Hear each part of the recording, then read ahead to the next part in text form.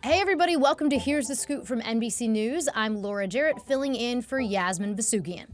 Here's what's going on today. A jury is now deliberating a landmark trial all about social media addiction and mental health.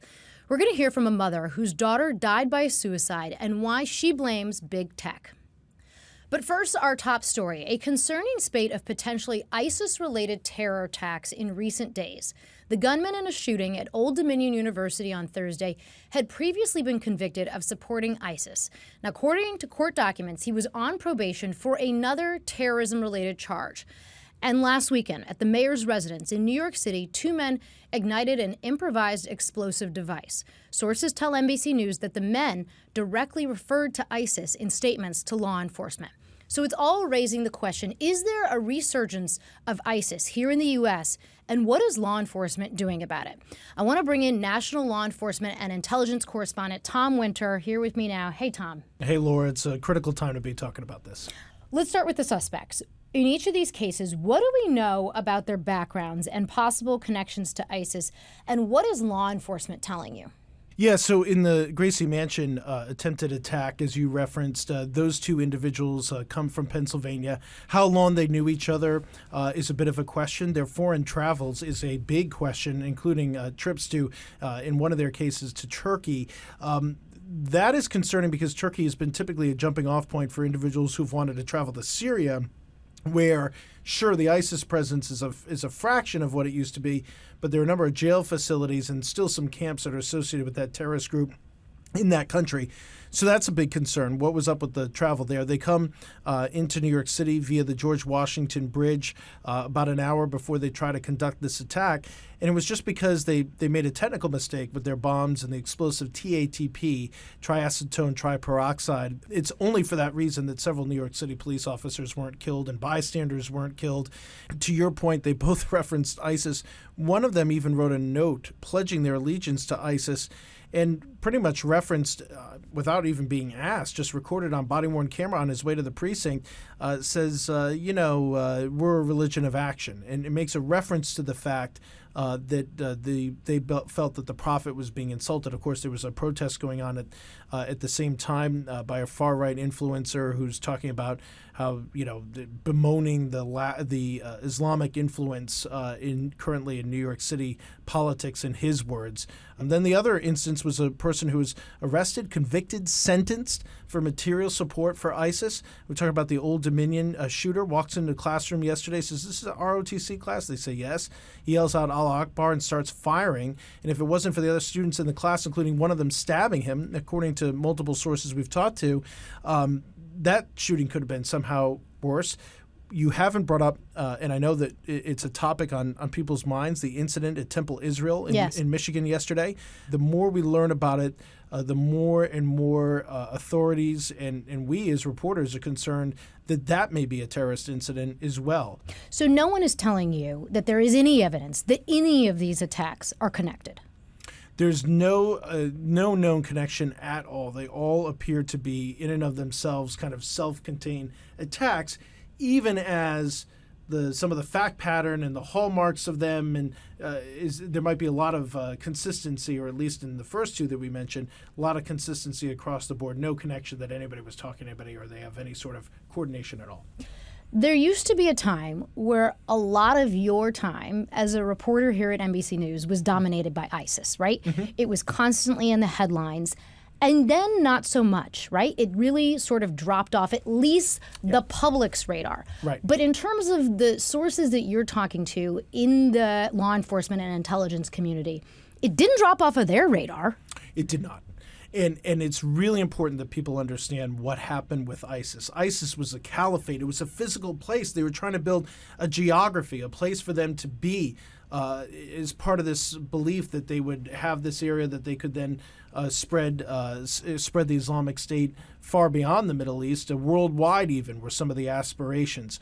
That was a physical place with fighters in a physical place, and they were generating enormous amounts of propaganda that were calling people to act. Hey, if you could come here, come here. But if you can't come here, grab a car, grab a knife, grab a hammer, whatever you can do, conduct an attack wherever you are in our name. Well, now that physical component has largely gone away, as I've referenced, but the propaganda lived on. Now, I think this is one of the most dangerous times we've seen in terrorism in the last 20 years since 9/11. That propaganda can now be manipulated by artificial intelligence. And the problem is, since it can be manipulated and generated, regenerated, recreated by AI, it's much harder to figure out who's producing this propaganda. It goes everywhere, and they've totally retooled their propaganda. The terrorism propaganda is not so much, hey, believe in the Islamic State, believe in this. They're saying, is your life not worth living? Are you upset with the way society is? They've keyed in, Dr. Sajjan Gohel is a great researcher in this field, has keyed in on misogyny as a key term. Are you unable to get a date? Are you unable to get a job? Are women ruining your life? The ISIS-inspired attacks that we've seen, for instance, Vienna, Austria, Taylor Swift concert. Some of the propaganda that they were viewing there was very anti-woman. So they're appealing to that crowd. Now you've got 10/7, so Hamas's attack on Israel, Israel's response, and now you've got the U.S. involved in Iran, which is a whole other component of this, and you're getting a deluge of images, some real, some not, some AI, some historical that have no bearing on this conflict, and people are being inundated with them, and so you're in a situation where you've got tons more propaganda than you ever did. Some of it might be completely false and erroneous and made up, but it can be generated at almost no cost, which is another huge component of this. And oh, by the way, as we saw yesterday, you've got people who were, to your point, back in 2014, 15, and 16, when there were a lot of ISIS cases coming up, a lot of material support of terrorism cases coming up. A lot of those people were convicted and sentenced. And when are their prison sentences coming up? They're coming up now. So they're starting to be released. And some of those individuals may have completely turned around their lives and want nothing to do with ISIS ever again. But it's not all of them. And in case you doubt that, we saw what we saw yesterday at Old Dominion. You mentioned AI and the way technology has changed the threat environment, but you also mentioned the war in Iran. And I remember the day, that was a Saturday, when this was all developing. And I remember as we were getting a whole bunch of information and we were trying to figure out whether the supreme leader had been killed as a part of this, you said that's going to be key to what happens next. As people are looking at all of these sort of lone wolf, if you will, attacks popping up and who knows sort of where this is going, how is law enforcement thinking about the war in the Middle East and what challenges it poses to what's happening in the U.S.? Well, law enforcement here has to be concerned about several things when we talk about Iran. They have to be concerned about the IRGC. They have to be concerned about Hezbollah and Hamas, which are their terror proxies. Now, Hamas has been decimated by Israel's response to their terror attack. Israel's also put a serious hurting on Hezbollah, but it's not a zero, right? And so they know how to act out. U.S. law enforcement, particularly in New York City, federal, and the NYPD, has had great success in disrupting several Iranian-backed plots, including a plot to kill an Iranian journalist here in New York City, Mahsa Ahmadinejad. They stopped a car loaded with weapons several blocks from her house. They've been keeping a track on the car and those individuals. That was part of a long-term investigation. There have been many others. And so this is a persistent threat that they have a deep desire to conduct attacks here in the U.S. They have that structure, how sound that structure is, how well-funded it is, given the current uncertainty of leadership in Iran, given the U.S.'s airstrikes, the U.S.'s campaign against it along with Israel. That's not so clear, but it doesn't necessarily take a lot to do a lot. Iran also has a tremendous cyber component. Our colleague Kevin Collier on NBCNews.com wrote up a great a piece, very instructive, on how it appears that an Iranian-backed group may have been responsible for taking out Stryker, which is a U.S. company. They make a lot of medical products, taking out some large swaths of their IT structure. So they do have the ability to do it. Is it as sophisticated as China, Russia, or the U.S.? No, but it does exist. And so, yeah, you've got a multi-pronged threat when you're talking about a state actor, in this case, Iran. Tom Winter, thank you. Got it. After weeks of testimony from addiction experts, tech insiders, and even Facebook founder Mark Zuckerberg himself, 12 jurors in Los Angeles must now decide whether social media companies like Meta, the owner of Instagram, and Google's YouTube should be held responsible for addicting children and teens to their platforms and causing them mental health issues. They're accused of putting profits over people, and it's a claim that the companies vehemently deny. The case at hand focuses on a now 20-year-old woman, but it's also serving as something of a test case, as the verdict could create a new precedent for thousands of other similar lawsuits coming right behind it. Those are pending, and they include over 350 families and over 250 school districts. Many of those families say their children have been hurt, and they've been sitting in the courtroom, and it includes parents like Lori Schott. Her daughter, Annalie, died by suicide in 2020 after she went down what her family calls a dark spiral fueled by social media. Lori Schott joins me now from Los Angeles. Lori, thank you so much for taking the time to talk to us. Thank you, Laura. You have described your daughter, Annalie, as a sweet little cowgirl. She loved animals, she loved the rodeo, and like so many teens her age, she was on social media. She used Instagram and TikTok. And in 2020, when your daughter was 18 years old, she died by suicide. And I am so sorry for your loss. And I want to talk to you about your daughter, and I want to talk to you about what these companies are accused of. Because at the core of this trial is the claim that the companies have created platforms that are addictive, and they know they're addictive. And you believe that that has been done deliberately. Tell me why you believe social media is to blame for your daughter's death. You know, it wasn't until we were able to gain access to her cell phone and her platforms to really dig into what happened to my daughter and her mental health. You know, Annalie passed away in 2020. 9 months later, Frances Hogan came forward with the Facebook white papers, and we started to dig in and put the pieces of the puzzle together, and we could see like the alignment of what happened to our little girl with the design of these platforms, and the content that she was seeing was horrific.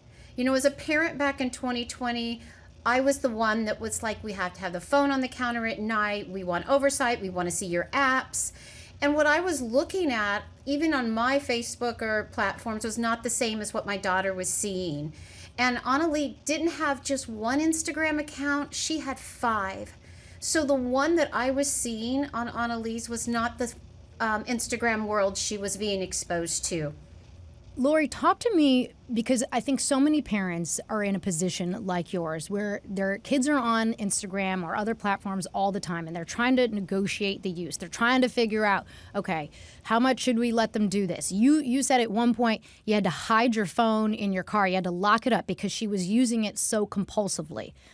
How do you make that link between sort of just teens being obsessed with watching stuff online to something that is way darker, something that is so unthinkable for so many families? Well, I think right now, for me being in Los Angeles and sitting in that courtroom and hearing the design of these platforms and how they design them for engagement and addiction, I think every parent needs to look at this as an opportunity to really educate themselves about what the design and how these companies made the billions of dollars they did. It was for attention. It was for gaining access to our children. And I think that all parents need to look at this as an addiction, because I did not look at it as a physical addiction. But when I sit back and I look at, you have to lock your daughter's phone in a car, you have to try and carry it so she doesn't have access to it. That's a length of addiction that I think that parents just do not realize.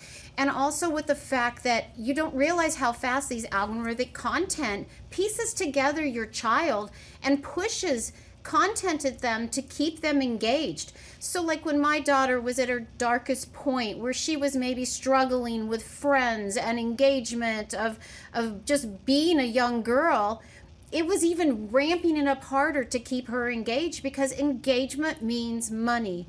And to see that even parents need to consider with children and their mental health today, that the like button, the impacts of that like button are so extreme. You know, my daughter had her senior pictures taken, and on the way home, she looked at her senior pictures and she started to cry. And she said, "That can't be me. I'm so pretty. I'm not." And that was basically when we got in her Instagram account, it was telling her she wasn't pretty, she wasn't nice. Don't believe your parents don't support her. And Annalie continued even on that same day, that same conversation, to count her likes. she was enthralled with the fact that she was getting 24 likes and 34 likes, and the number just kept elevating for her, which was building a self-worth. You know, when we as parents are trying to build up our children's confidence in who they are and what they mean in this world, these platforms internally took my daughter and twisted it into somebody that she had self-comparison and no self-worth. Lori, you've been in the courtroom from the very beginning. You've been there for weeks now, and you've heard what these platforms and the leaders of these tech companies have said in response to that very type of argument, right? You've listened to them say, look, the platforms are designed for engagement. The platforms are not addictive. They've disputed that repeatedly. You listened to the Facebook founder himself, Mark Zuckerberg, and you had to sit in that courtroom and look him in his face, look him in the eye. What was that moment like? It was so painful for me, because even more so, seeing the unsealed documents and Mark Zuckerberg's communication with his staff about knowing that 18 out of 18 researchers knew that their platform was harming little girls' mental health, children's mental health, and they did nothing because it would impact their bottom line.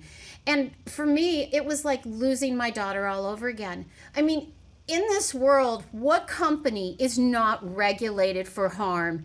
You know, you get one situation, let's say somebody dies because of a faulty toy or something like that. You know, it's a stop moment. It's a stop moment to fix it and get it back out on the marketplace to make it better. And these are products that have no oversight. And we're farmers in eastern Colorado. We have more regulatory oversight over our farming operations than these platforms do. And they are touching our children around the world. And they need to have some sort of accountability back to us. Lori, you didn't get to testify in court, and you may get your day one day, but if you could have said something to Mark Zuckerberg directly, what would you have said? I'm just thankful that we are here in court. I am thankful that it didn't happen to his child.